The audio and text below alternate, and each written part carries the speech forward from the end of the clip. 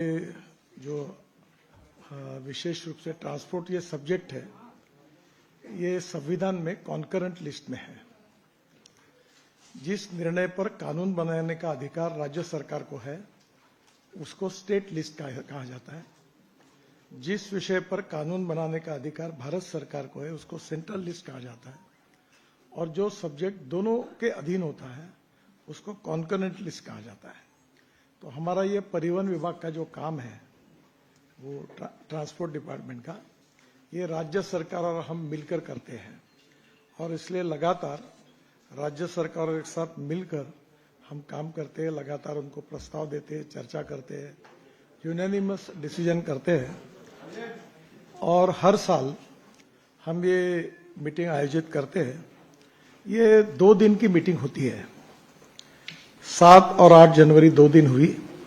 7 जनवरी को राज्यों के परिवहन सचिव और परिवहन आयुक्त और हमारे सचिव की अध्यक्षता में दिन भर मीटिंग चलती है। और आज की जो 8 जनवरी की मीटिंग हुई, उसमें परिवहन आयुक्त और सचिव तो रहते ही है, और इसके अलावा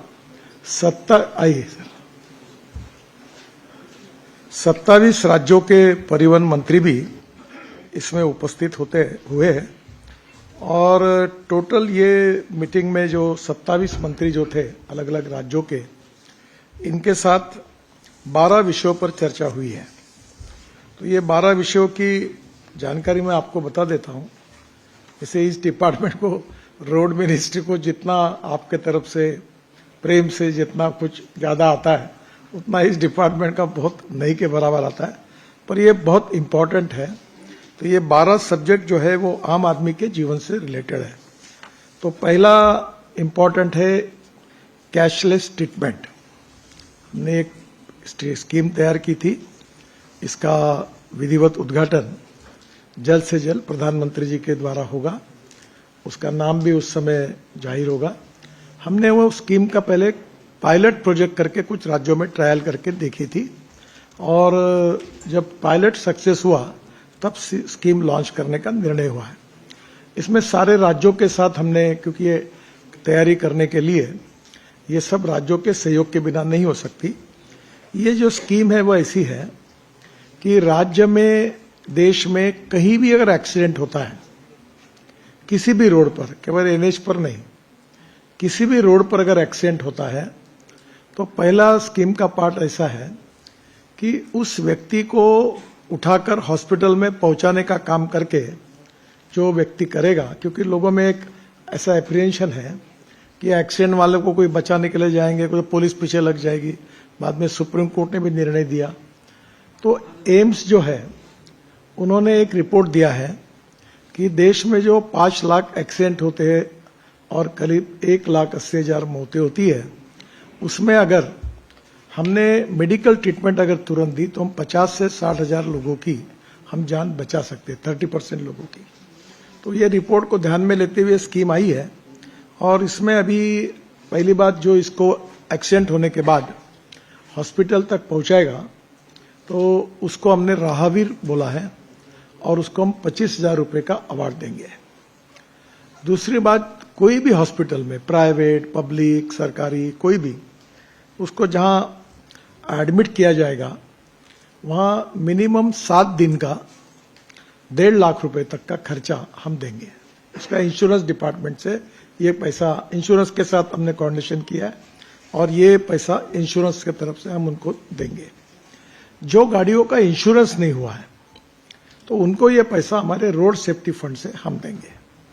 तो इसका मतलब ये हर व्यक्ति की ट्रीटमेंट तुरंत होगी, और जिससे 1.5 लाख रुपए 7 दिन के खर्चे के कारण शायद हम इन लोगों की जान बचाने में यशस्वी होंगे। तो ये कोशिश हम कर रहे हैं। और अभी जल्दी ही इस पूरे स्कीम का पायलट प्रोजेक्ट पूरा हुआ, स्कीम पूरी हुई, सबसे कंसल्टेशन हुआ, फ्रेम हुआ, उसको सबको अप्रूवल्स मिल गए। अब प्रधानमंत्री हमें तारीख देंगे, तब इसका नाम और स्कीम का ऑफिशियल डिक्लेरेशन सब राज्यों में शुरू होगा। पायलट प्रोजेक्ट के रूप में हमने जो काम किया सक्सेसफुली, वो आसाम, चंडीगढ़, पंजाब, उत्तराखंड, हरियाणा, पांडिचेरी और यूपी, यहां हमने पायलट के रूप में काम किया था। उसमें स्कीम विकसित हुई थी। और अब प्रधानमंत्री जी के उद्घाटन के बाद ये स्कीम हम पूरे देश में लागू होगी और इसका प्रचार करने में आप लोग भी हमें सहयोग करिए, ये मैं आप सब लोगों से अनुरोध करूंगा। दूसरा जो है कि विशेष रूप से न्यू ड्राइविंग ट्रेनिंग पॉलिसी, क्योंकि आपको पता है कि हमारे देश में 22 लाख ड्राइवरों की कमी है और दुर्भाग्यवश जो ट्रक पर कंडक्टर करके या बस में कंडक्टर ने अटेंडेंट करके जो काम करता है वो धीरे धीरे रात के टाइम चुपचाप ड्राइविंग पढ़ता है और फिर लाइसेंस लेके वो बनता है, तो ऑफिशियल कोई ट्रेनिंग होता नहीं। तो हमने 25 जनवरी 2025 को ये स्कीम को लॉन्च किया। इसकी सक्सेस स्टोरी है। ये नई स्कीम से पिछले 7 साल में केवल हमने 41 ड्राइविंग ट्रेनिंग सेंटर दिए थे, DTCs सेटअप किए थे और बाद में मद्रास हाईकोर्ट ने इस पर स्टे लगा दिया था, तो 2 साल वो स्टे था। अब नई स्कीम में हमने फिर नई बनाई है और एक ही साल में हमने 44 ड्राइविंग ट्रेनिंग सेंटर्स सेटअप किए हैं और 87 अब पाइपलाइन में है और हमारे देश में 22 लाख ड्राइवरों की कमी है और इसलिए आने वाले समय में ये ड्राइविंग ट्रेनिंग सेंटर, इसकी पोटेंशियल हमारे पॉलिसी के मुताबिक हमारे देश में 1021 ड्राइविंग ट्रेनिंग सेंटर हम खोल सकते हैं, 98 रीजनल ड्राइविंग ट्रेनिंग सेंटर खोल सकते हैं जिसको हम हमारे तरफ से फाइनेंशियल मदद भी देते हैं और 5 जो है IDTR, institute of driving training and research. तो ये बहुत बड़ी स्कीम है, 16 करोड़ के। ये तीनों स्कीम की डिटेल्स आपके पास होंगी। तो ये स्कीम में अभी हमने बड़े प्रमाण पर अनुमति देना शुरू किया, इसलिए ये ड्राइविंग की जो पूरी सिस्टम है इसको हम बड़ी ट्रेनिंग के साथ, स्किल के साथ जोड़कर हमारे देश में अच्छे ड्राइवर्स तैयार हो और ये रोड एक्सीडेंट ना हो, इसको सीरियस में लेकर, और ये 22 लाख ड्राइवरों की कमी है तो आने वाले समय में और लगेंगे, तो करीब मेरे अंदाज से 1 करोड़ लोगों को ये जॉब अपॉर्चुनिटीज में मिलेगी और ये ड्राइविंग ट्रेनर सेंटर से अच्छे ड्राइवर्स तैयार होंगे तो ये लोगों की सुरक्षा के लिए भी और इतने बड़े प्रमाण पर लोगों को रोजगार मिलेगा। तो मुझे लगता है दोनों दृष्टि से ये इम्पोर्टेंट है और हमारे ड्राइवर्स भी रोजगार के लिए उनको विदेशों में भी जा रहे हैं। काफी जगह पर आप दुबई में जाओगे तो अपने यहाँ के ड्राइवर्स मिलेंगे, आप कनाडा जाओगे तो आपको हर ड्राइवर जितने देखते जाओगे तो इंडियन मिलता है। तो इतने बड़े प्रमाण पर अब टैक्सी लेकर के रोजगार भी मिला बाहर भी और देश में भी, और जब ये साइंटिफिकली सब ट्रेनिंग होगा तो ये बहुत बड़ा उपयोग होगा। दूसरी बात जो है हिट एंड रन में, इसकी भी केसेस बहुत बड़ी बड़ी हुई, आपको पता है। हिट एंड रन में कॉम्पेंसेशन में कई राज्यों में क्लेम ना आने की दिक्कत थी। अभी हमने जो 1.85 lakh hit and run cases है 29 स्टेट और यूनियन टेरिटरीज में, उसमें केवल 17% क्लेम रिसीव हुए थे और टोटल केसेस थी 18,642। तो अभी हमने 12,273 क्लेम्स डिसबर्स किए, 66%, और हमने सबसे आग्रह किया राज्य सरकार को कि इस पॉलिसी के बारे में सारे राज्य ज्यादा से ज्यादा जागरूकता फैलाए, क्योंकि ये पैसे उठाए नहीं जाते थे। तो अब हमने इसको अवेयरनेस करने का प्रयास किया है, तो मुझे लगता है इससे क्लेम की प्रोसेस हो जाएंगे ताकि किसी को सबको मदद मिल जाएगी। जो AIM का इमीडिएट फाइनेंशियल सपोर्ट है उसमें to victims and families of victims of hit and run cases, इनको उसको हम ज्यादातर फायदा होगा और इसमें compensation has been increase from 12,500 था वो हमने 50,000 किया है और in case of grievous hurt and इसका कॉम्पेंसेशन जो 25,000 था वो 2 लाख किया है। वैसे पैसे से कोई जान तो वापस नहीं मिलती, पर हमने इसके बारे में ये देखते हुए डेथ अगर होता है तो 2 लाख तक देने का निर्णय किया हुआ है। फिर जीरो फर्टिलिटी डिस्ट्रिक्ट प्रोग्राम, तो मैं पीयूष आए क्या? हाँ, तो ये प्रोग्राम बड़ा इंटरेस्टिंग है। इसके ऊपर आप अलग से भी, पीयूष ये सेव लाइफ फाउंडेशन में काम करते हैं, मैं थोड़ा बताता हूँ, बाद में इनसे अलग से मिली है। इसमें आपकी बहुत मदद चाहिए क्योंकि देश में जो एक्सीडेंट की ग्रेविटी इतनी भयंकर है कि 1,80,000 एक्सीडेंट, एक डेथ, 5 लाख एक्सीडेंट्स और 18 से 34 एज ग्रुप में 66% मौतें हैं। बहुत भयंकर है। कोई लड़ाई में, कोई दंगे में, कोई कोविड में, कभी ऐसे लोग ने मरते इतने मरे। और यंग लड़के लड़कियां 66% ये पूरे देश में है। इसका हमने खूब डिटेल अध्ययन किया है, डिपार्टमेंट में किया, सिविल लाइफ फाउंडेशन की भी मदद की और इसमें 100 डिस्ट्रिक्ट की हमने एक लिस्ट जारी की है जहां सबसे ज्यादा एक्सीडेंट हो रहे हैं। और मुझे बड़ी खुशी है, हमारे कुछ डिस्ट्रिक्ट में जो बताएंगे ये, मैं नागपुर का हूं, मेरे डिस्ट्रिक्ट में 50% एक्सीडेंट्स कम हो गए। तो ये हो सकते हैं। हम सब ने, जैसे पुलिस ने, रोड इंजीनियरिंग, ऑटोमोबाइल इंजीनियरिंग, जनता का सहयोग, मीडिया का सहयोग सब किया तो ये कम हो सकते हैं। तो हमने इसमें जीरो फर्टिलिटी डिस्ट्रिक्ट का एक प्रोग्राम तैयार किया है, वो मैं समाप्त करने के बाद आपको बताएंगे। और इसमें जिला प्रशासन, राज्य सरकार स्टेक होल्डर है और सपोर्ट के साथ एक्सीडेंट को साइंटिफिकली हम कैसे कम करेंगे इसका हम प्रयास कर रहे हैं। ये साइंटिफिक एनालिसिस और क्रैश डाटा इन 100 डिस्ट्रिक्ट्स ये भी हमने किया है। इसके साथ हमारे सेक्रेटरी जी ने बहुत अच्छा काम किया, जो हमारे इतने सालों में नजर में नहीं आया था। जो फ्रीक्वेंसी है, जो हमारी टेलीकम्युनिकेशन मिनिस्ट्री है सर, वो जो देते हैं, तो उन्होंने 40 सर 40 गीगाहर्ट्ज की स्पेक्ट्रम उन्होंने 40 गीगाहर्ट्ज का हमको दिया है। और उसके कारण हमने नई टेक्नोलॉजी लाई है कि ये जैसे जो फॉग में होता है ना, एक गाड़ी पे जाती है, तो वो सिस्टम में व्हीकल टू व्हीकल ये V2V ये कम्युनिकेशन वाली सिस्टम है, wireless technology that let's car talk directly, यानी एक दोनों कार के बीच में संवाद होकर रुक जाएगी। तो अंधेरा कुछ भी हो, जैसे वो हवाई जहाज फॉग में उतरने के जैसी टेक्नोलॉजी है वैसी आई है। और ये on board unit OBU installed in cars for wireless data exchange between vehicles, sharing real time information like speed, location, acceleration and braking. इसका बेनिफिट है prevents crashes by warning drivers early, यानी उसको driver को warning मिल जाएगी कि सामने गाड़ी खड़ी है। और इसके कारण ये spots vehicle in blind spot जो है, हाँ फॉग के में भी इसमें काम में आएगी। और जॉइंट टास्क फोर्स कॉन्स्टिट्यूट हुआ इसमें टेलीकॉम डिपार्टमेंट का। DOT has agreed in principle for use of 30 AMHZ, that is 5.875 to 5.905 GHz for V2V purpose.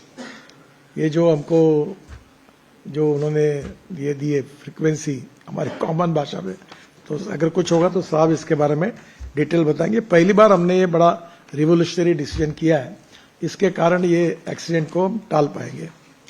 Zero fertility में जैसे मैंने कहा कि नागपुर में हमने 25% रिडक्शन इन डेथ्स किया है, उन्नाव में 5.5%, उत्तर प्रदेश में, और कामरूप आसाम में 4.4%।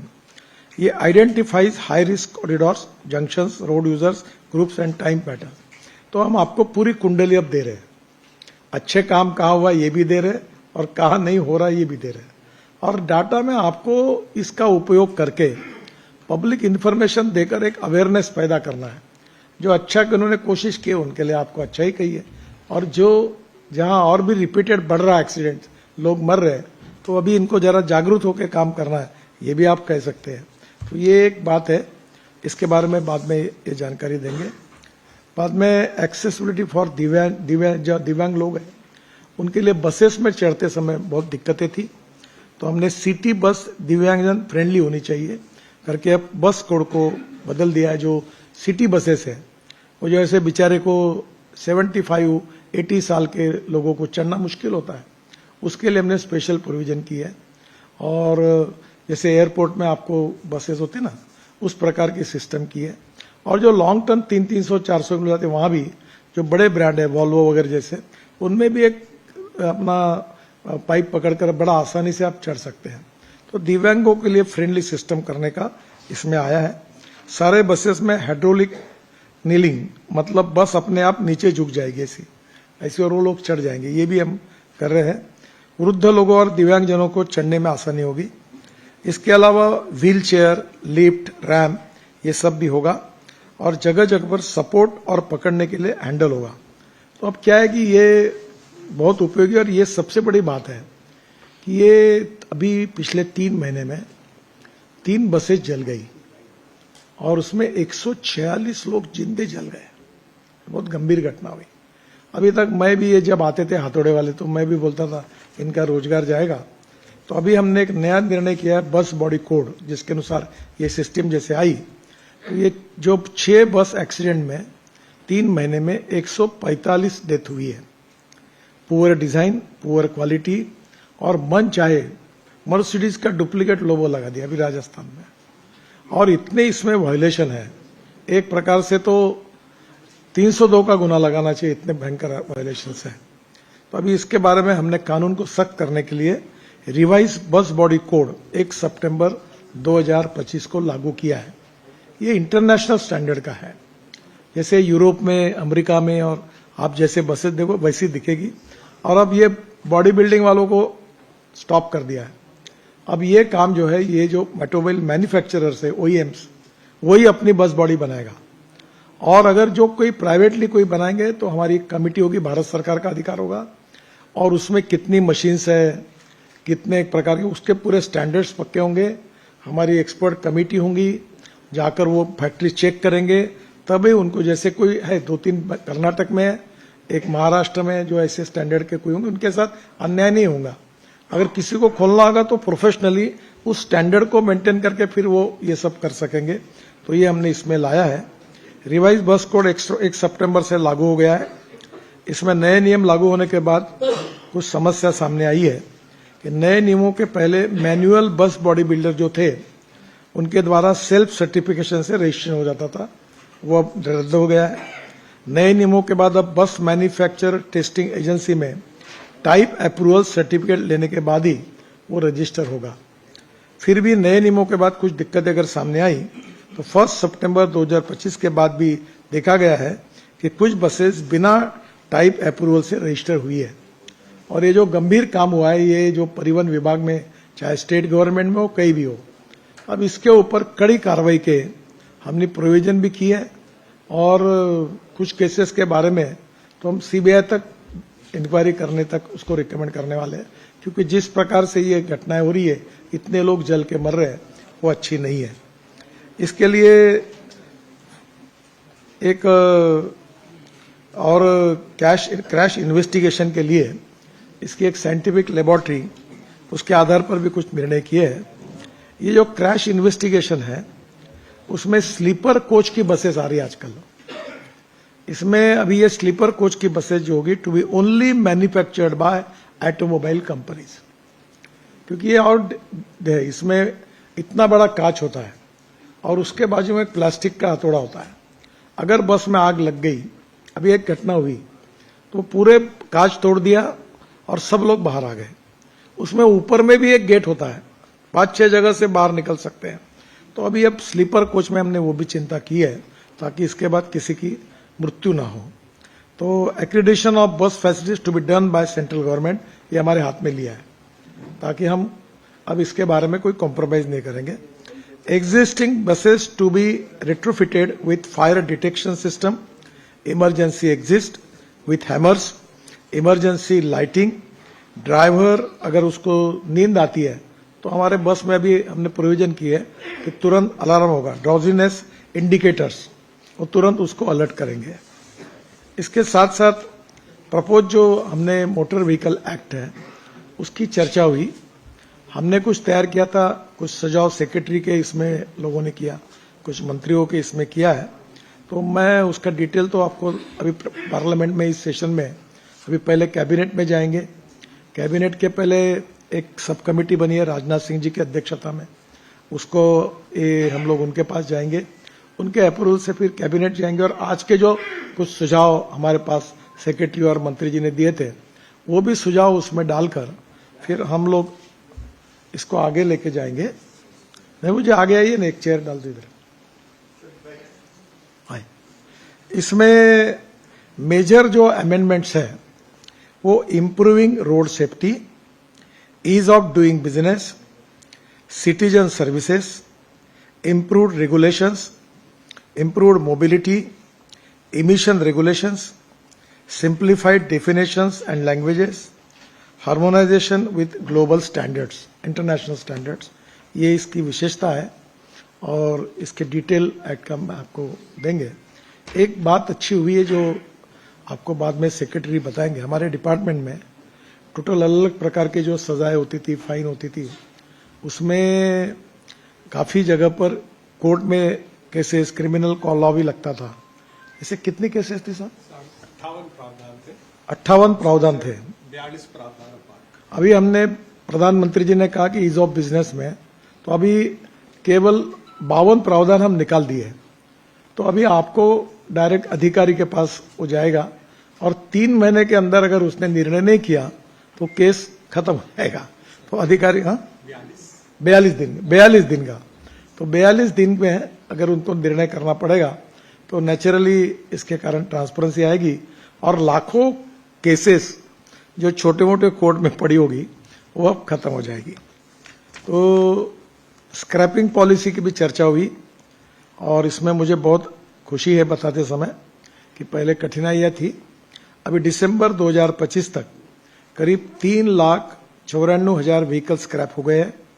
इसमें गवर्नमेंट व्हीकल 1,65,000 स्क्रैप हुए हैं, प्राइवेट व्हीकल 2,29,000 हुए हैं, प्राइवेट सेक्टर की इन्वेस्टमेंट 2700 करोड़ आई है।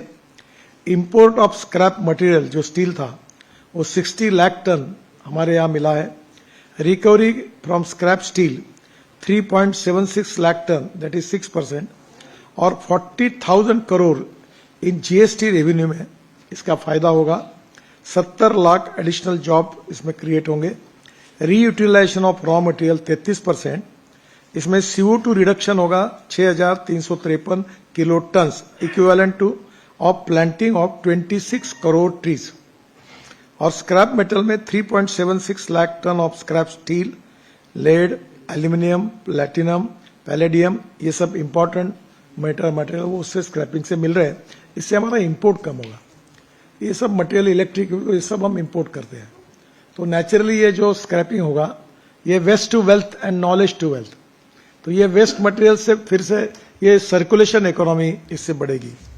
कल आपने सुना होगा कि हमने बिटुमिन से डांबर बनाने का काम यशस्वी किया है विश्व में पहली बार, और 14 लोगों ने अब उसका पेटेंट लिया है।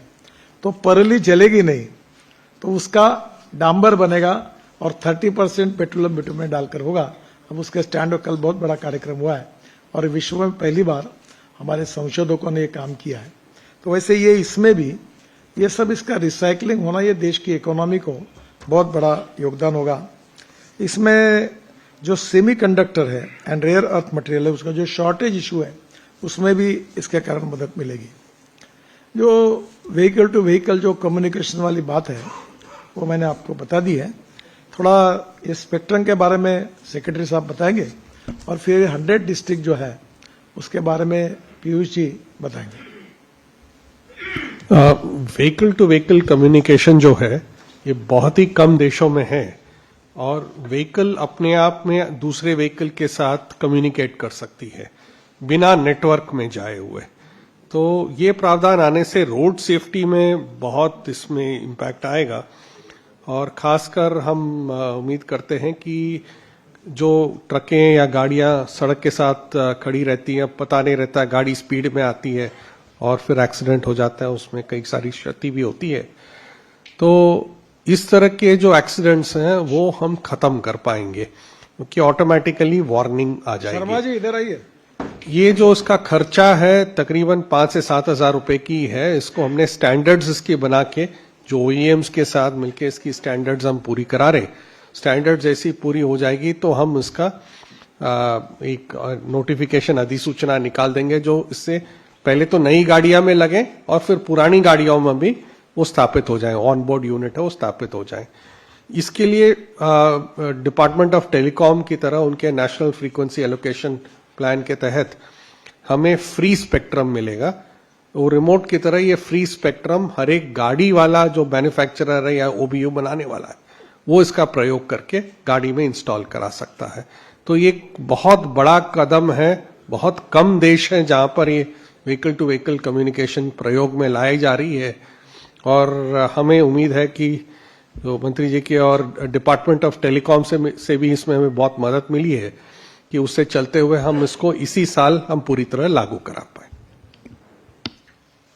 पीयूष आए?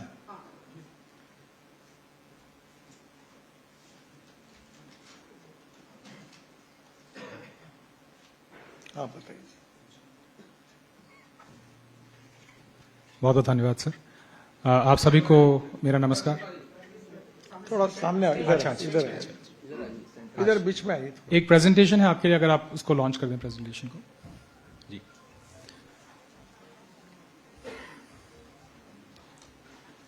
ये बहुत इंपॉर्टेंट है और इसके ऊपर आप रीजनल भाषा में भी उस स्टेट की एक एग्जामिनेशन के बाद उसका रिजल्ट है, तो ये आप लिखने से हमारे लिए बहुत बड़ा फायदा होगा, अवेयरनेस आएगा।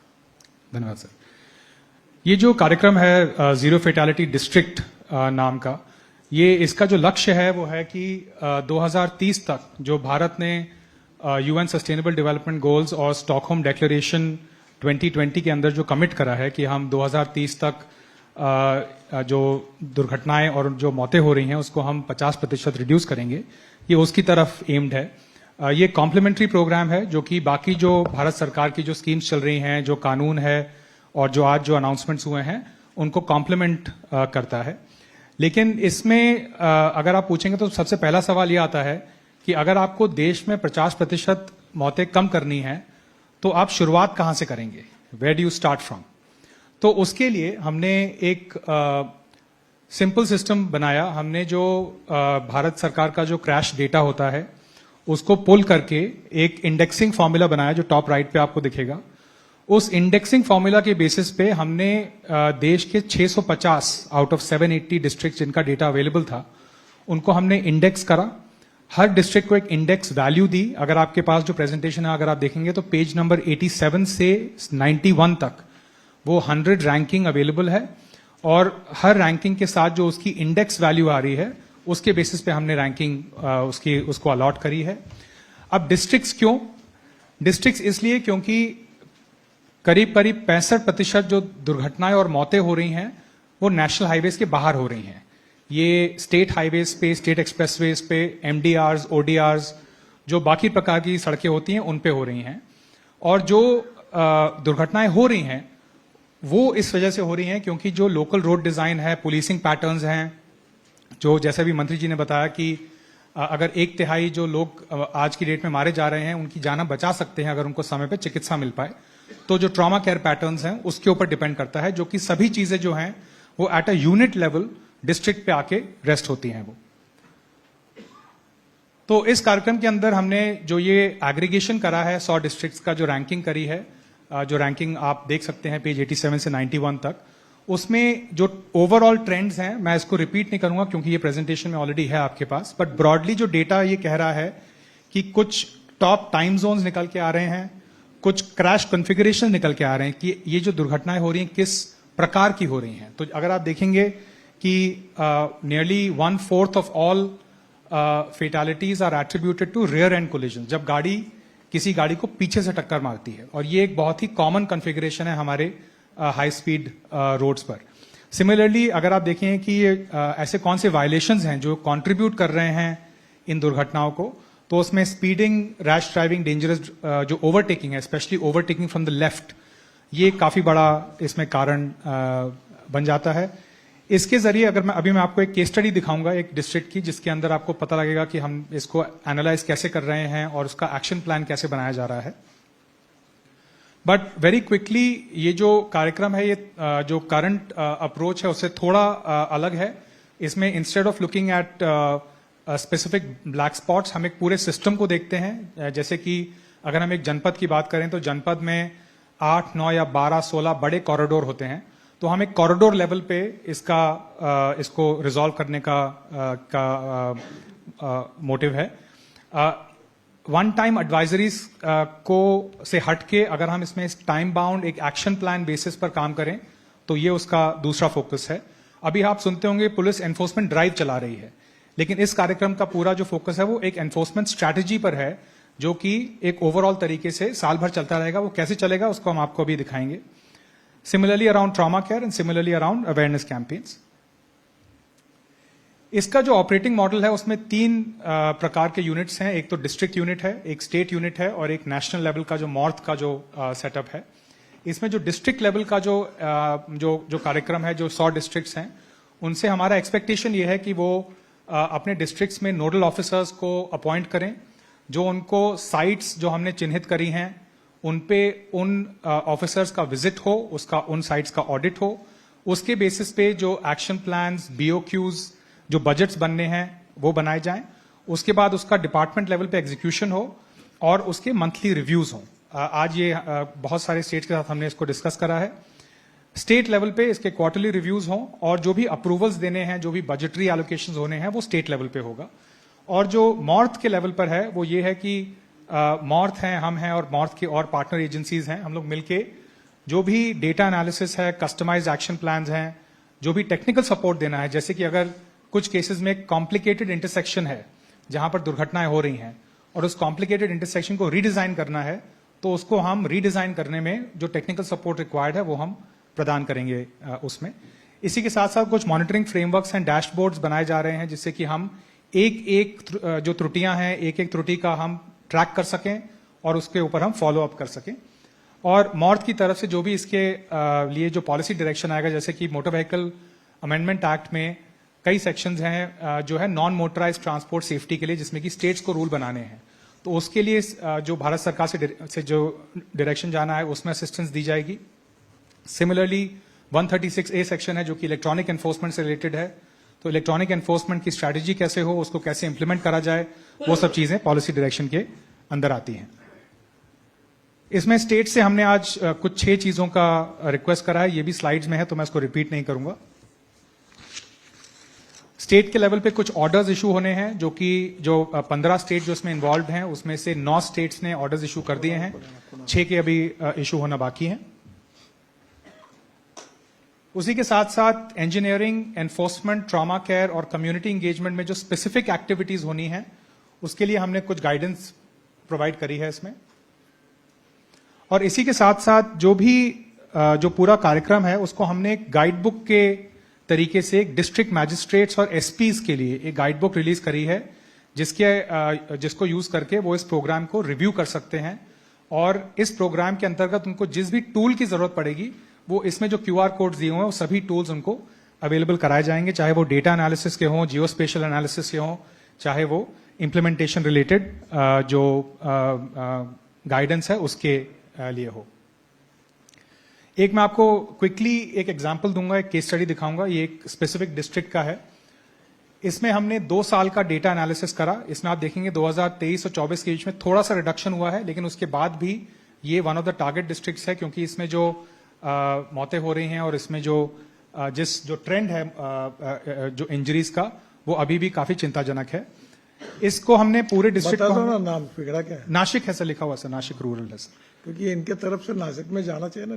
जी सर, नासिक रूरल नंबर 1 है, वो आपके लिस्ट में है अभी, जो हमने 87 to 91 प्रोवाइड करी हुई है। उसमें हम फिर आइडेंटिफाई करते हैं कि ये कहां पर हो रही हैं दुर्घटनाएं। सो इसमें 5 चीजें हम देखते हैं: place of occurrence, time of occurrence, the collision partners, crash configuration and causal factors. ये 5 चीजें हम स्टडी करते हैं, जिसके बेसिस पे एक्शन प्लान बनाया जाता है इसका।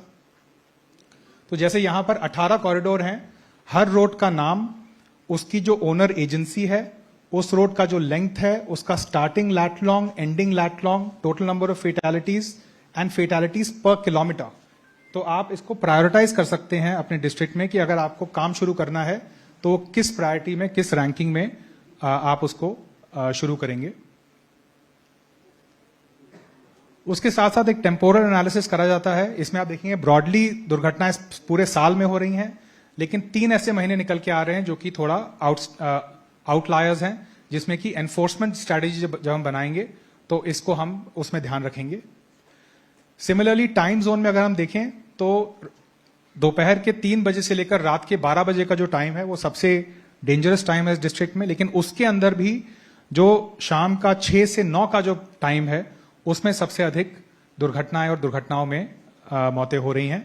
तो ये भी एनफोर्समेंट स्ट्रैटेजी में डिप्लॉयमेंट कितने बजे होना चाहिए, कहां होना चाहिए, किस चीज के अगेंस्ट होना चाहिए, ये पूरा उसमें जो हम एक्शन प्लान हमने प्रोवाइड करा है नासिक को और बाकी 99 डिस्ट्रिक्ट्स को, वो पूरा डिटेल में उसमें दिया हुआ है। सिमिलरली इंटरेस्टिंगली आप देखेंगे कि यहां पर डिस्ट्रिक्ट में 39 पुलिस स्टेशन हैं, लेकिन 39 पुलिस स्टेशन में सिर्फ 19 पुलिस स्टेशन में 75% से ऊपर मौतें हो रही हैं। तो अगर आप एसपी हैं और आपको रीएलोकेशन करना है रिसोर्सेज का, ट्रैफिक रिसोर्सेज का, तो वो आप किन पुलिस स्टेशन के बीच में करें, कैसे करें, ये हमने ऑलरेडी 33 जनपदों के साथ हमने ये काम शुरू कर दिया है अक्रॉस मल्टीपल स्टेट्स।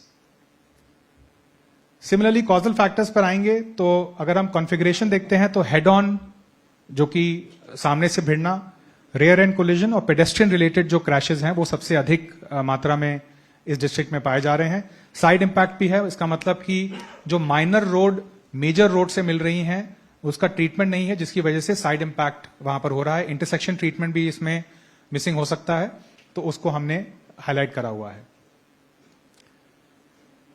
इसमें जो है जो more than half of all the deaths are happening across about 400 locations inside the district. इसके हमने लैट लॉन्ग प्रोवाइड करे हुए हैं कि ये दुर्घटनाएं एक्चुअली कहां पे हो रही हैं। तो उसमें भी रोड का नाम, एजेंसी का नाम, जो कोऑर्डिनेट्स हैं, कितने दुर्घटनाएं हो रही हैं और किस प्रकार की दुर्घटनाएं हो रही हैं हर साइट पे, उसका एक डिस्क्रिप्शन, डिटेल डिस्क्रिप्शन प्रोवाइड करा गया है।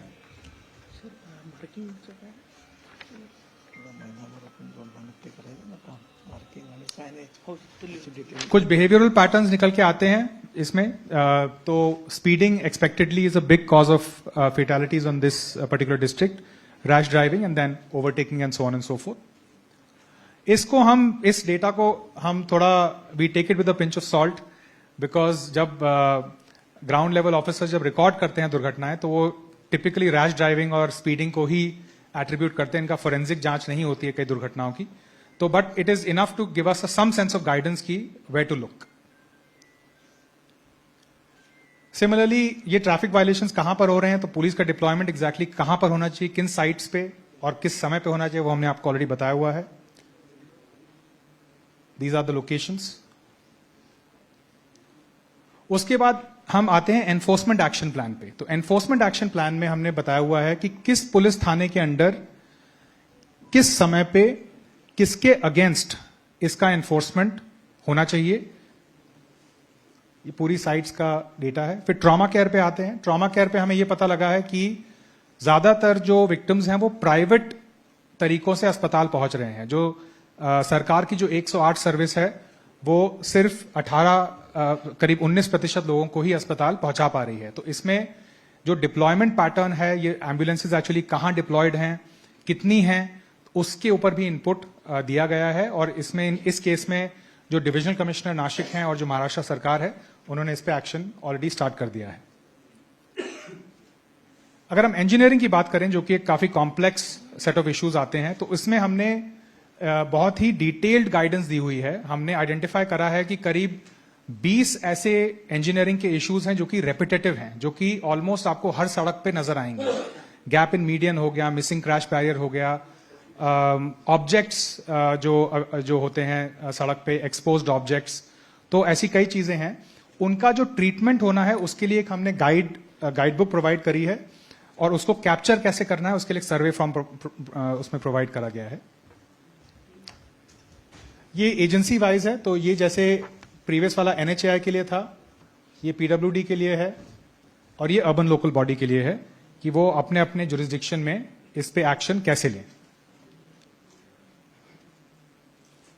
फिर एनफोर्समेंट कैसे होना चाहिए, कहां कहां इलेक्ट्रॉनिक होगा, कहां पर विजिबल फिजिकल एनफोर्समेंट होगा, उसकी भी एक गाइडेंस हमने प्रोवाइड करी है, जिससे कि हम सिर्फ फिजिकल या सिर्फ इलेक्ट्रॉनिक पर रिलाय ना करें।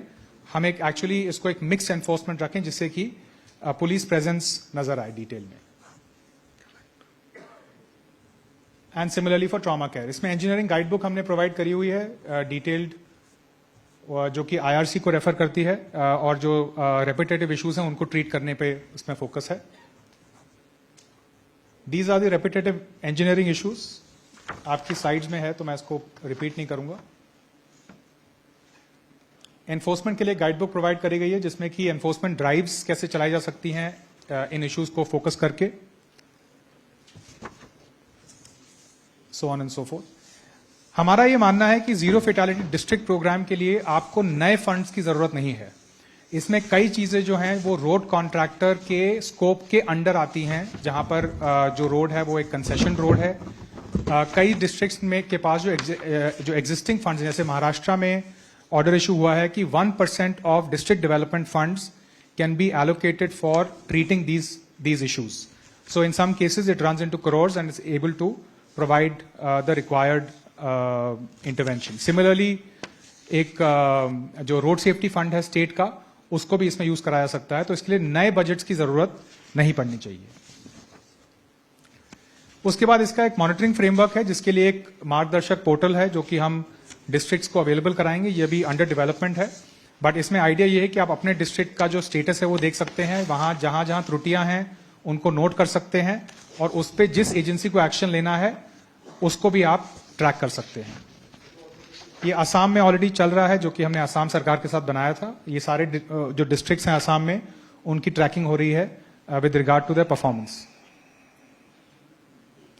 अगर हम स्टेटस पे आए कि इस प्रोग्राम का जो इम्प्लीमेंटेशन का स्टेटस है 100 डिस्ट्रिक्ट्स का, वो क्या है, तो अभी आंध्र प्रदेश में जो है 6 डिस्ट्रिक्ट्स हैं जो आइडेंटिफाई हुए हैं, जिसमें से कि 3 में प्रोग्राम का जो एक्नॉलेजमेंट है वो हमें मिल चुका है, लेकिन अभी शुरुआत नहीं हुई है।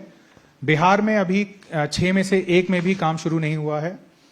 छत्तीसगढ़ में एक डिस्ट्रिक्ट है जिसमें कि काम शुरू हो गया है, वहां नोडल ऑफिसर्स अपॉइंट होने बाकी हैं, तो वो वी आर एक्सपेक्टिंग कि वो हो जाएगा। गुजरात में अभी काम शुरू होना बाकी है।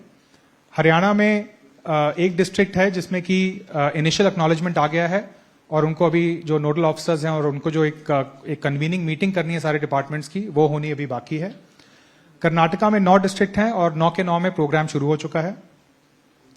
महाराष्ट्र में 11 डिस्ट्रिक्ट हैं जिसमें कि 3 में इम्प्लीमेंटेशन शुरू हो गया है और बाकियों में प्रोग्राम को जो ऑर्गेनाइजेशन होना है डीएम के लेवल पे, स्टेट लेवल पे, वो हो गया है।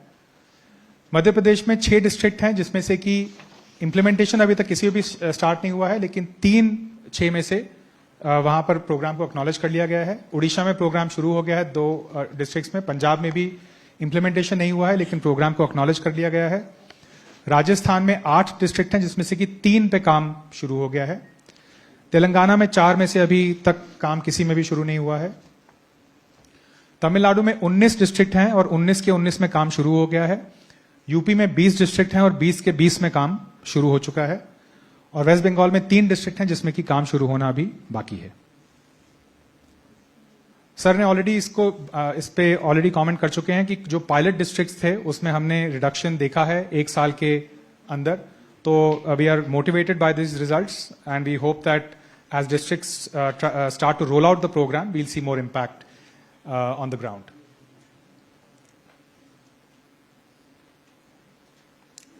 Thank you very much. इसमें ये रोड सेफ्टी जो एक्सीडेंट्स हो रहे हैं, इसके लिए जो 100 डिस्ट्रिक्ट के कलेक्टर, एसपी, वहाँ के गार्डियन मिनिस्टर अगर होंगे तो, और उसके साथ साथ इसके लिए वहाँ के मेंबर ऑफ पार्लियामेंट, क्योंकि हमने हर डिस्ट्रिक्ट में मेंबर ऑफ पार्लियामेंट की अध्यक्षता में एक्सीडेंट निवारण कमेटी अपॉइंट की है। तो ऐसा करके हम यही भारत मंडपम में इन सबको एक समय बुलाएंगे। कुछ समय काम शुरू हुआ है और ये 100 जिले में अगर हम सुधार पाएंगे तो ये मरने वालों की संख्या हम काफी कम कर पाएंगे। तो एक तो अभी हमने ग्रास रूट पर एग्जैक्टली प्रॉब्लम आइडेंटिफाई करके काम करने की शुरुआत की है। उसमें से पहला इसका पूरा सिस्टम हमने तय की है।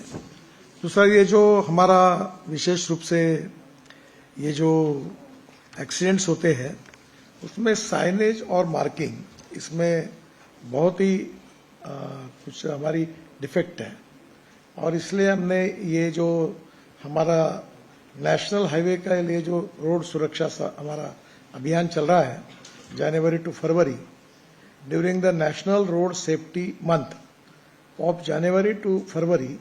तो इसमें हम अभी हमारे आरओ को ये टारगेट दे रहे, आरओ जैसे NHIDCL, NHI और मिनिस्ट्री में जो प्रमुख है उनके जो आरओ के लेवल के लोग हैं उनको, कि 2 महीने में हमको पूरे रोड पर ये मार्किंग और साइनेज जो हमने इसके बारे में पॉलिसी भी तय की उसके अनुसार इसको किसी भी हालत में 2 महीने में हमको रेक्टिफाई करना है, वर्ल्ड स्टैंडर्ड का ये करना है।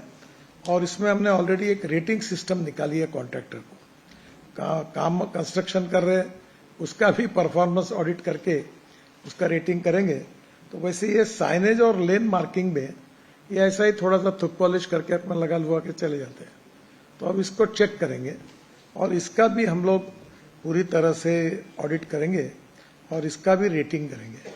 तो ये छोटे छोटे जो रीजंस हमने आइडेंटिफाई किए कि ये क्यों हो रहे, इतने लोग मर रहे हैं, तो उस एक एक रीजन के आखिरी तक जाकर इसको खत्म करके हम एक, मैंने ये कहा था ब्राजील में जब करीब 20 या 21 में मैं गया था कि 2030 तक हम 50% एक्सीडेंट कम करेंगे, पर दुर्भाग्यवश हम कम तो नहीं कर पा रहे, बढ़ते जा रहे। तो मैं इसको स्वीकार करता हूं और इसलिए बाद में हमने इसका एक साइंटिफिक अप्रोच तय किया कि हम इसके डिटेल में जाएंगे, थोड़ा सा इसमें अलग अलग प्रकार के सर्वे डिटेल किए। और मुझे एक अच्छी बात बताने की, जैसे मैं नागपुर का हूं तो हमारे यहाँ SP थे डॉक्टर हर्ष पोद्दार करके, अभी भी है, उनको पिछले बार के कॉन्फ्रेंस में बुलाया था। वो बड़ा सेवलाइक फाउंडेशन उन्होंने और मैं भी उनके साथ था, तो हमने एक काम किया तो हमारे यहाँ अभी 25% एक्सीडेंट कम हो गए नागपुर शहर में और जिले में। ये बहुत बड़ी बात है। इसका मतलब एक्सीडेंट्स कम हो सकते हैं, मरने वालों की संख्या कम हो सकती है। हमें ये आत्म परीक्षण करना होगा कि हमारे लेवल पर हमारी तरफ की क्या क्या कमियां हैं और पब्लिक को भी एजुकेट करना होगा, जिसमें हम आप जैसे मीडिया का भी उपयोग चाहेंगे, हम लोग सोशल ऑर्गेनाइजेशन का उपयोग चाहेंगे। अभी यूथ वेलफेयर, इसमें मनसुख भाई मांडविया जी के साथ हमने एक विशेष रूप से रोड सेफ्टी के लिए एक टास्क फोर्स भी तैयार किया है और उसके ऊपर भी काम शुरू है। अमिताभ बच्चन से लेकर इस बार आलिया भट्ट और अमिताभ बच्चन, हमारा उसका कार्यक्रम होता है हर साल, वो है रोड सेफ्टी गीत शंकर महादेवन का है, वो हिंदी में है, अभी 22 भाषा में हमने तैयार किया है और वो सेफ्टी गीत स्कूलों में जाएगा, बच्चे उसको देखेंगे, पढ़ेंगे। अलग अलग स्कूल के जो मतलब बच्चों की वैन्स है वो, इसके और एम्बुलेंस का नया कोड तैयार किया है। फिर ध्यान में आया कि एक्सीडेंट होने के बाद डेड बॉडी जो एक्सीडेंट जो विक्टिम है वो गाड़ी में है, उसको निकालने के लिए 4 घंटे लगते हैं। तो अभी हमने कोड में एम्बुलेंस में कुछ टूल्स ऐसे रखे कि काट कर तुरंत उसको बाहर निकाला जाएगा ताकि उसको पहुंचाए। आगे सोच भी रहे कि जो स्टेट गवर्नमेंट के एम्बुलेंस की योजना है तो उनके साथ कोई हम MOU करें कि हमारे हाईवे पे एक्सीडेंट होता है तो करीब 10 मिनट 15 मिनट में आप पहुंचकर उसको तुरंत लेकर एडमिट करिए। तो हम कुछ एम्बुलेंस वो कार्य, क्योंकि हम हेल्थ मिनिस्ट्री नहीं है, हमें ये एम्बुलेंस चलाना हमारा काम भी नहीं है, तो उस स्कीम पर भी विचार कर रहे हैं। ओवरऑल ये एक बहुत बड़ी समस्या है और अनेक परिवार इसके कारण उजड़ गए हैं। 3% GDP का नुकसान हुआ है। जैसे 1,80,000 मौतें होती है तो 3 लाख लोग ऐसे हैं कि जिनका जीवन समाप्त हो जाता है, उनके नौकरी नहीं कर सकते, काम नहीं कर सकते, परिवार डिस्टर्ब होता है। मेरा खुद 4 जगह पैर टूटा हुआ तो साल भर में कुछ कर नहीं पाया। ऐसे अनेक परिवार हैं। तो पूरी ताकत लगाकर इसकी ग्रास रूट तक जाकर और राज्य सरकार के सहयोग से अब ये करने की हम कोशिश करेंगे। आप भी इसमें जरूर सहयोग करिए इस कॉज के लिए, यही आपसे मैं निवेदन करूंगा। और इसी कॉन्फ्रेंस का और इस सब्जेक्ट से रिलेटेड अगर आपके कुछ सवाल होंगे तो मैं जवाब देता हूँ। थोड़ा खड़े हो जाइए तो आप सबको आवाज जाएगा। माइक दे दो।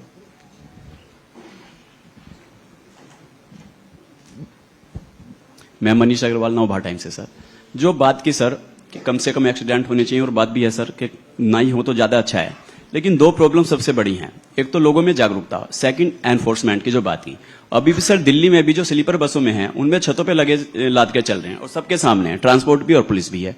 पुलिस पैसा लेके छोड़ देती है, तो कैसे होगा सर अगर लोगों में भय ही नहीं होगा? देखिए, ये बहुत बड़ा प्रॉब्लम है। मैं ये भी दावा नहीं करता कि सब सवालों के जवाब मेरे पास है, क्योंकि ये कॉन्करेंट लिस्ट में है। स्टेट गवर्नमेंट है, उनका भी सहयोग। और सबसे इंपॉर्टेंट चीज है, मोटे तौर पर प्रॉब्लम 4 भाग में आता है। रोड इंजीनियरिंग, ऑटोमोबाइल इंजीनियरिंग, इसमें हमने पूरे सुधार कर दिए। 6 एयरबैग्स लगा दी। अब भारत इनकैप का स्टार रेटिंग शुरू हुआ। अब वर्ल्ड से हमारे यहाँ गाड़ियां टेस्ट करने के लिए आ रही है। सब कंपनियां अपने गाड़ियों का स्टार रेटिंग के लिए भारत इनकैप में रजिस्टर कर रही है। तीसरी बात है इन्फोर्समेंट।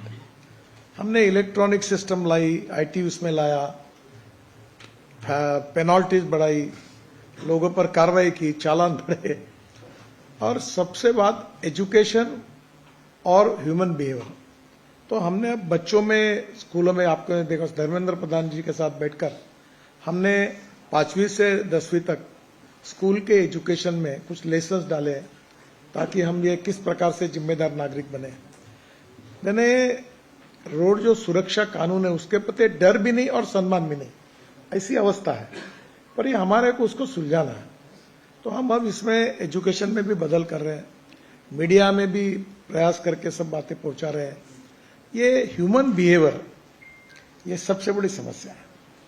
और ये बड़े प्रमाण पर लोगों में भी, मैं आपको क्या बताऊं, मैं जहां रहता हूं नागपुर में, मेरे रोड पर नेशनल हाईवे सामने, रोड क्रॉस करने के लिए एक सुशिक्षित महिला अपने बच्चों को कंधे पे लेकर इधर से कूदी मार के उधर कूदती है। मैं रोक के, गाड़ी रोक के बोला, ऐसा क्यों कर रही हो? तो मैंने अभी तय किया कि वो सुधरे ना सुधरे। मैंने हमारे इंजीनियर्स को ये कहा कि हिंदुस्तान का हर नागरिक वर्ल्ड स्टैंडर्ड का एथलेटिक्स प्लेयर है, ये समझकर इतना बड़ा करो और ऐसे टोक लगा दो कि वो खुद ही नहीं मारेगा। हमारी कमी है कि हमने नहीं किया। तो ऐसी बहुत सी बातें कि हमको सुधारना होगा, तो हम कोशिश कर रहे हैं। Problem is big. मैं 12 साल से काम कर रहा हूं। मैं बहुत महसूस करता हूं कि हमें सफलता तो नहीं मिली उसमें। मैं मानता हूं कि हम कम होने के बजाय ज्यादा बढ़े। फिर हम और ग्रास रूट पर गए, जैसे आज एक एक डिटेल में जगह आपके सामने ये सब बताया। फिर एक अच्छे अनुभव से कुछ कम हुआ, तो हम सबको एक प्रकार से सेंसिटाइज करके हम कोशिश कर रहे हैं। वी आर वेरी पॉजिटिव और हम विश्वास रखते हैं कि हमारे आप सबके सहयोग की इस प्रयासों से इसमें कम आएगी। और आज राज्य सरकार ने भी 2 दिन में जो कॉन्फ्रेंस हुई उसमें काफी सबने सहयोग किया, सहमति जताई। Sir, Sanjay Sharma, India news.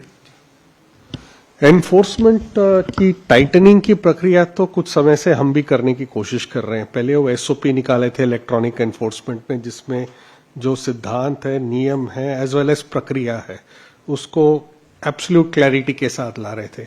दूसरा, जो चालान में रिकवरी हमारी सिर्फ 38% थी, मतलब ये कि चालान हो भी जाए तो उसका कोई महत्व रखा नहीं था। तो उसकी प्रक्रिया को टाइटन करने के लिए जो एक ड्राफ्ट निकाला था, अब अनुमोदन हो गया, उसका फाइनल हम निकाल देंगे। मतलब एनफोर्समेंट साइड में भी हम ये चाहते हैं कि जितना हम टाइटन अप कर पाए। अब ये वाली प्रक्रिया लेके आ रहे हैं कि अगर अनपेड चालान्स हो तो आपकी बाकी जो सर्विसेज है, ट्रांसपोर्ट के सर्विसेज, वो रुक सकती है। फिटनेस नहीं होगा, आपकी इंश्योरेंस की प्रक्रिया रुक सकती है। तो एक तरह से हम ये चाहते हैं, और जो उसकी ड्राइविंग बिहेवियर है उसके बेसिस में एक पॉइंट सिस्टम लाके हमें चाहते हैं कि वो हम पॉइंट सिस्टम, उसको प्रीमियम उसके साथ लिंक करें, उसके लाइसेंस रखने की जो उसकी आजादी है वो उसके साथ लिंक करें। व्हीकल गाड़ी चलाने के लिए, रास्ते में चलाने में अगर चालान की और पॉइंट्स एक मात्रा के ऊपर चली जाए तो गाड़ी सड़क पे नहीं निकल सकती। तो उस तरह से अलग अलग हम एनफोर्समेंट मैकेनिज्म्स को भी टाइटन अप करा रहे हैं। इलेक्ट्रॉनिक एनफोर्समेंट इसलिए लेके आ रहे थे कि जो पुलिस वाली बात थी वो दूर रखे, टेक्नोलॉजी के माध्यम से अगर वायलेशन होती है तो उसको हम डिटेक्ट करें और उसके ऊपर आगे कार्रवाई करें। एक प्रक्रिया है जिसमें हम प्रदेशों को साथ लेके चलना होगा, और इसमें समय लग रहा है, पर मुझे उम्मीद कर रहा हूं कि जो प्रयास चल रही है उससे हमें जल्दी ही हम आगे कुछ सफलता दिखा पाएंगे। Sir, Sanjay Sharma, India news से। सर मेरा सवाल है कि जो जितने एक्सीडेंट अभी आपने गिना है 5 लाख के करीब एक्सीडेंट हर साल होते हैं, इनमें सर सबसे ज्यादा जो संख्या जो दिखाई देती है वो होती है टू व्हीलर्स की, और इसमें कई सारी ऐसी सर्विसेज हैं, स्विगी है या पिज्जा है, आधे घंटे में डिलीवर करना, 10 मिनट में करना, 20 मिनट में करना। आपको नहीं लगता कि ये इस तरीके की जो टाइम बाउंड जो सर्विसेज हैं वो भी एक एक्सीडेंट का बड़ा कारण है? और आपने जो आज जो स्कीम जो लाने की बात कही है कि रोड एक्सीडेंट पे अगर जो भी कुछ घायल होंगे उनका खर्चा सरकार उठाएगी, तो ये सिर्फ नेशनल हाईवे के होंगे या बाकी सारे होंगे? बताते हुए कि अभी हमने ये भी मैंडेटरी किया कि कोई भी टू व्हीलर जब खरीदी करेगा तो मैन्युफैक्चरिंग कंपनी उसको ISI स्टैंडर्ड के 2 हेलमेट उसके साथ देंगे, क्योंकि हेलमेट के कारण 30,000 लोगों की मौतें होती है, वो बचा जा सकती है। दूसरी बात जो आपने कही कि ये जो 20 मिनट में 10 डिलीवर करते हैं, तो मैं इनके कॉन्फ्रेंस में अभी ये जो स्टेडियम है अपना फिरोज शाह या कौन सा नहीं जो स्टेडियम में बड़ा जा कार्यक्रम ताल कटोरा, तो मैं खुद इनके कार्यक्रम में गया और वहां उनको भी मैंने कहा कि कितना भी होगा तो भी तुम्हारी जान इंपॉर्टेंट है, समय बचना है इसलिए मत करो। कंपनियों के मालिकों को भी कहा, उनके भी कार्यक्रम में कहा, वहां करीब 5,000 लोग थे। अब मुझे ये ध्यान में आया कि ये जो जोमेटो टाइप जो बिजनेस है, इसमें काम करने वाले युवाओं की संख्या लाखों में है, और कोई एक 8 घंटे अपनी नौकरी करता है फिर जोमेटो में काम करता है, महिला है पुरुष है। तो मैंने उन सबको कहा इनको हेलमेट दिया है, अब उनको इलेक्ट्रिक गाड़ियों देने के लिए मैंने आग्रह किया। उन्होंने अमेजोन ने सब इलेक्ट्रिक खरीद लिया, अभी इलेक्ट्रिक गाड़ियां ली, फिर उनको ये इसके बारे में दिया है। अब उसमें भी जो प्रॉब्लम ध्यान में आते हैं तो हम उस सेक्टर को, जैसे सेक्रेटरी जी ने बताया कि हम ध्यान में आते हैं तो हम उसमें जा रहे हैं, कुछ जगह सफलता भी मिल रही है, पर प्रॉब्लम इतना कॉम्प्लेक्स है कि इसको सॉल्व करने के लिए खूब ताकत लगेगी, सबका सहयोग लगेगा। हम सब ईमानदारी से कोशिश कर रहे हैं हमारे हाथ में, इसलिए मैं कभी अब दावा नहीं करता कि हम इतने साल में इतना ये करेंगे, मैं नहीं करता। पर अब मुझे थोड़ा सा उम्मीद जगी है, जब ये नागपुर और 3 जिलों का आया। आसाम ने अच्छा काम किया है, आसाम की सरकार ने अच्छा काम किया है, उन्होंने कम किया है, तो जहां जहां करेंगे तो अब आपके मार्फत मैंने आपको डाटा दिया है राज्य का, कुछ जिलों ने राज्यों ने अच्छा काम किया तो आप जरूर लिखिए कि इन राज्यों ने अच्छा काम किया, और जहां नहीं हो रहा उनको ये भी लिखिए कि अब इन्होंने स्पेशल ध्यान देने की आवश्यकता है। तो सब तरफ से जब ये लोगों के सामने बातें आएगी और पब्लिक का सहयोग मिलेगा तो मुझे लगता है कि हम 2-3-4 साल में इसमें काफी अच्छी लोगों की जान बचाने में सफल होंगे। Sir, I am Jagriti from the Hindu. Sir, ये जो vehicle to vehicle alert system की बात करें, is it the same as ADAS और is it something different? ADAS is within the vehicle, but the presence of this frequency, yani it is this V2V communication process. V2V communication process में आपका ADAS becomes that much more effective. So ADAS में ही जाके implement होगा, लेकिन without this ADAS would have just looked at vehicle parameters कि हाथ हिल रहे हैं, that is एकदम स्टीयरिंग व्हील में अगर उसकी प्रेशर कम हो जाती है तो डिटेक्ट करता है और अलार्म देता है, तो वो तो एक तरफ का है। But what is happening in front of you, आगे का व्हीकल का पीछे का है, साइड का है, टेरेन का भी कुछ होता है कि मतलब, क्योंकि आपने हवाई जहाज के साथ कंपेयर किया था, टेरेन का भी है, कर्व में भी है, सब उसमें है। एंड सर, मेरे को कैफे नॉर्म्स पे पूछना था कि आपकी क्या टिप्पणी है जो अभी एक तरीके से डिबेट चल रहा है ऑटो इंडस्ट्री में, छोटी कार्स वर्सेस बड़ी कार्स को लेकर। अच्छा सर, कैबिनेट में एक चीज आएगा, आपने मेंशन किया था, वो मेरे से मिस हो गया। आपने किस चीज का जिक्र किया था जो आगे कैबिनेट के सामने? Last question. जो अमेंडमेंट्स है उसके बारे में राज्य सरकार से डिस्कस किया, कुछ हमने पहले चर्चा करके बिल तैयार किया था। अब राजनाथ जी की अध्यक्षता में एक कैबिनेट सब कमेटी है जो इसको पूरा देखेगी, मोटर व्हीकल एक्ट और फिर वो मोटर व्हीकल एक्ट फिर कैबिनेट के सामने अप्रूवल के लिए जाएगा। So last और आने वाले सेशन में आए ऐसी कोशिश कर रहे हैं। Last question is, two-wheelers have, one second, this is our last question, please be patient. I don't know if I've missed this. Two-wheelers had sought some exemption for ABS. Has that been granted? Because the implementation timeline was January 1. Electronic brake system ना? Yes, sir, automatic. Anti lock braking system और जो उसमें sir आपकी meeting हुई थी, final हुआ नहीं है। अभी तक फाइनल हुआ नहीं है, पर क्या हुआ कि वर्ल्ड स्टैंडर्ड में उन्होंने एक रिप्रेजेंट किया था कि इवन यूरोपियन देशों में भी कुछ बातों में वो सिस्टम सब जगह लागे नहीं, क्योंकि वो कितने सीसी का मोटरसाइकिल है उसके लिए शायद 120 सीसी तक और उसके नीचे ऐसा कुछ कैटेगरी था। इट इज अंडर डिस्कशन, अभी तक कोई निर्णय नहीं। सर मैं अंजलि सनमार्ग से। सर ज्यादातर जो राष्ट्रीय राजमार्ग है वहां पर जो मोबाइल नेटवर्किंग की प्रॉब्लम बहुत ज्यादा होती है, जिसकी वजह से जब एक्सीडेंट होते हैं तो वहां पर मोबाइल नेटवर्क ना मिलने की वजह से सही समय तक यानी कि वहां तक वो उसको नहीं कर पाते, जिसमें तकरीबन 400 मेरे ख्याल से 24 ऐसे स्थान हैं जहां पर यानी कि मोबाइल नेटवर्क की बहुत प्रॉब्लम है। नहीं, ऐसी बात नहीं है। जो पुराने नेशनल हाईवे थे वहां तो ये समस्या थी नहीं, लेकिन जो ग्रीनफील्ड जो बन रही है वो खेतों से निकाल के बना रहे हैं हम।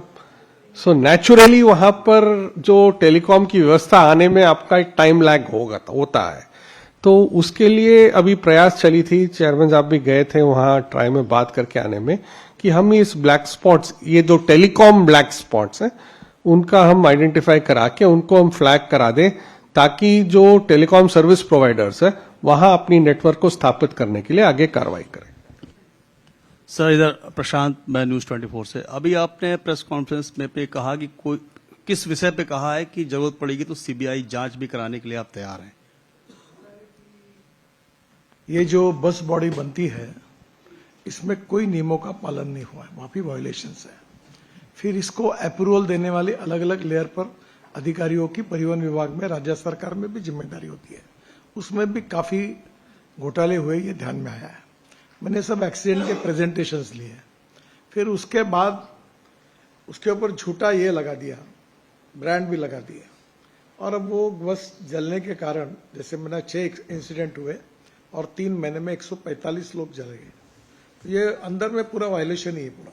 तो अब ये सब बातों को देखकर कड़ी कार्रवाई करो, इसलिए मैंने राजस्थान सरकार को, उनकी घटना, उनको भी, बाकी भी लोगों को लिखा है कि आप जरा इंक्वायरी करो कि ये सब बातें इतनी रेगुलेटरी हो रही है, ये किसने की, कौन जिम्मेदार है, और जो जो जिम्मेदार है उनके ऊपर कठोर कार्रवाई करो ताकि फिर से ये ना हो। तो इंक्वायरी के ऑर्डर दे दिए गए हैं? अभी मैंने, ये राज्य सरकार के अधीन है कानून व्यवस्था विषय, और उनके यहाँ ये घटनाएं हुई है और मैंने उनको पत्र लिखा हुआ है। सर मैं अमृत विस्तार न्यूज से बोल रहा हूँ। ये इधर सर, पोल्यूशन को लेकर के क्या मैकेनिज्म अपनाया जा रहा है? आपने एक पराली का भी जिक्र किया है, उसका इस्तेमाल किस तरह से किया जा रहा है? ऐसा ही एक आपका विशेष रूप से, ये मेरा बहुत प्रिय विषय है, टचिंग टू माई हार्ट, पर आज मेरे सामने एक समस्या है, मैं इतना बताऊं तो आप क्या क्या लिखेंगे, तो मैं आपके साथ अन्याय नहीं करना चाहता। मैं नेक्स्ट टाइम पोल्यूशन पर आपसे डिस्कस करूंगा। सर एक केवल जो बात मैंने बोली थी वो क्लियर कर दूं, ये जो पराली है इससे बायो बिटुमिन बना है, फिर इसकी ट्रायल हुई, ट्रायल होने के बाद इसके बीआईएस स्टैंडर्ड तय हुए। अब उसको तैयार करके वो पेट्रोलियम बिटुमिन में 30% डालकर वो यूज कर सकते, ये सिद्ध हुआ। ये देखते हुए देश के 14 कंपनियों ने ये जो patent central research board organisation का था वो उन्होंने खरीदी किया, और उसको कल उनको पत्र देने का एक बड़ा कार्यक्रम अंबेडकर जी के स्टेडियम में हुआ, और उसमें जितेंद्र सिंह जी और उनका जो CSR और बाकी ऑर्गेनाइजेशन साइंटिस्ट थे, और अब उसमें पहली बार विश्व में हमारा देश पहला है कि जिसने ये टेक्नोलॉजी सक्सेसफुली ली है। अब आगे ये पराली जलेगी नहीं तो दिल्ली में प्रदूषण में कमी आएगी, किसानों को पैसा मिला, बाकी बातें मैं बोलते ही रहता हूं। तो भाई प्रदूषण की बात में फिर आपसे एक दिन ऐसी डिटेल में आपको सबको बात करूंगा। सर आपके बाएं तरफ सर, प्रशांत हूं एनडीटीवी से। आपने स्लीपर बस की बात की सर, अक्षरधाम के पास मैं रोजाना देखता हूं कई स्लीपर बसें जाती हैं, जो अभी एग्जिस्टिंग बसेस हैं उनका क्या होगा सर? आप तो कह रहे हैं कि जो आगे बसेस में कितनी सुधार करनी पड़ेगी मैंने पढ़ के दिखाया आपको अभी जो है, और इसके बाद स्लीपर कोच बसेस केवल जो चेसिस बनाते हैं और मैन्युफैक्चर कर रहे हैं वही लोग कंप्लीट स्लीपर कोच बनाएंगे। अब वो चेसिस लेकर ठोकपीट करके बनाने को अब अनुमति नहीं रहेगी। सर हाय, मैं मिहिर मिश्रा हूँ ब्लूमबर्ग न्यूज से। सर मेरा सवाल वो इंश्योरेंस स्कीम को वो जो 1.5 लाख रुपए का कैशलेस सर्विस है उसको लेकर के उसको फंड करने का क्या अरेंजमेंट होगा सर? और वो ऐसा है कि पहली बार जो राहगीर को 25,000 रुपए का अवार्ड है वो हम देंगे हमारे डिपार्टमेंट से, और जो ये जो 7 दिन की ट्रीटमेंट अप टू 1.5 लाख रुपए है ये इंश्योरेंस कंपनी के फंड से मिलेगी। और तीसरी बात जो है कि जो व्हीकल ने ये उनके एक्सीडेंट हुए और जिनके पास इंश्योरेंस ही नहीं है तो उनके लिए हम रोड सेफ्टी फंड से पैसा देंगे। हाँ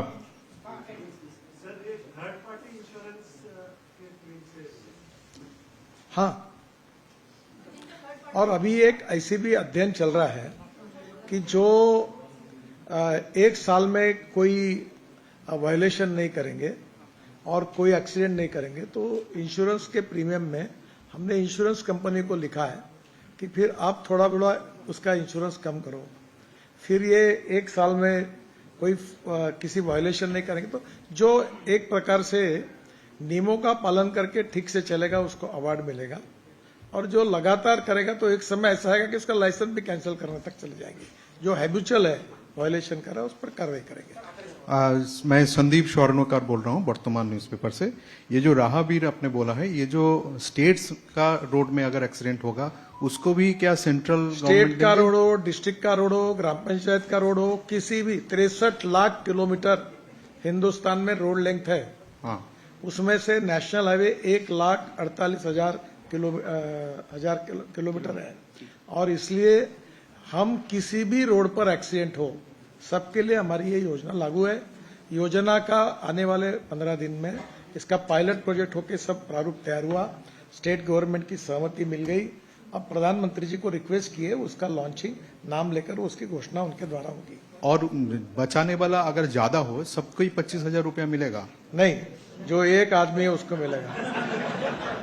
अच्छा, कल तो लिखने वाला भी क्लेम करेगा।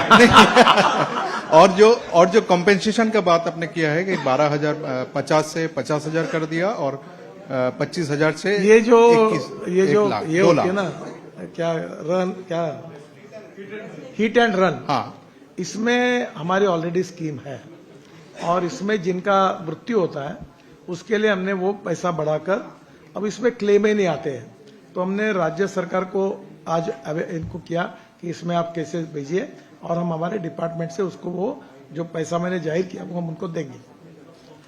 Thank you. Last question. Sir, जिस तरह डैशबोर्ड पर डिजिटल आ गया है और टच स्क्रीन के चक्कर में एक्सीडेंट ज्यादा हो रहे हैं, इस पे क्या करें? ऐसा तो रिपोर्ट नहीं आया, पर आप जब बोल रहे आपके जैसे अनुभवी व्यक्ति, तो मैं एक बार अध्ययन करके वेरीफाई कर लेता हूँ। Thank you all journalist. First floor पे आप प्लीज हाई टी अरेंज किया है, प्लीज अरेंज करें।